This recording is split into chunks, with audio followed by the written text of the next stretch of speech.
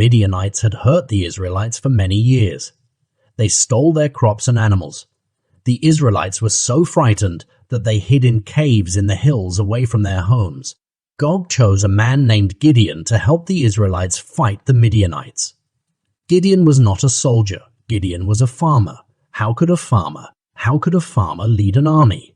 He knew that he could not defeat the Midianites all by himself. Even though Gideon did not seem strong, the Lord chose him to lead Israel. Gideon knew that he must obey God. If God wanted Gideon to fight, then the Lord would help him defeat the Midianites. Gideon gathered 30,000 men together. That was a big army. The problem was that the Midianites had an even bigger army with 132,000 men. Maybe if they fought really hard and used lots of tricks, the Israelites could beat the Midianites. But God had another idea. He did not think that Gideon's army was too small. He told Gideon that his army was too big. He told Gideon to let all of the men who were afraid to go home. Gideon told the men what the Lord had said. 20,000 men went home. Now there were only 10,000 men left in the army. 10,000 men to fight 132,000 men. God spoke to Gideon again, and guess what he said about Gideon's army? It was still too big. God wanted Gideon, all of Israel, and all of Israel, and all of Midian to know that when God is on your side, it doesn't matter how big the enemy is. The side that God wants to win will always win. The Lord told Gideon to take the 10,000 men down to the water to drink. Gideon was to watch the men take a drink from the water. If a man knelt to the water and put his mouth to the water and lapped it like a dog, then he was told to go home. If a man knelt but scooped water into his hand and then up to his mouth to drink, he could stay in Gideon's army. Only 300 men scooped water up to their mouths.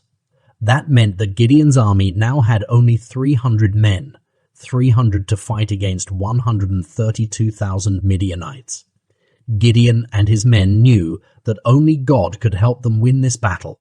That night, Gideon and his men went down to spy on the Midianite camp. Gideon heard some of the Midianite soldiers talking. The Midianite soldiers were frightened. They had been having dreams about the Israelite soldiers defeating them. One dreamed that a giant round loaf of bread tumbled down the hill and crushed the Midianite camp. Gideon divided his men into 3 groups of 100. He gave each man a clay jar with a torch inside. He told them to circle all around the outside of the Midianite camp and wait until they heard him blow his trumpet. When Gideon blew his trumpet, he and all of the rest of the soldiers started blowing their trumpets. Then they crushed their clay jars so that it looked like a circle of fire around the camp. They all yelled, "A sword for the Lord and for Gideon." All of this must have been terrifying for the Midianites. The Lord made them get all confused, and so they took out their swords and started fighting.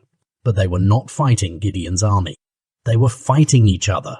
They got so confused that they all started running away. Gideon's army of 300 beat the Midianite army of 132,000. Only God could make that happen.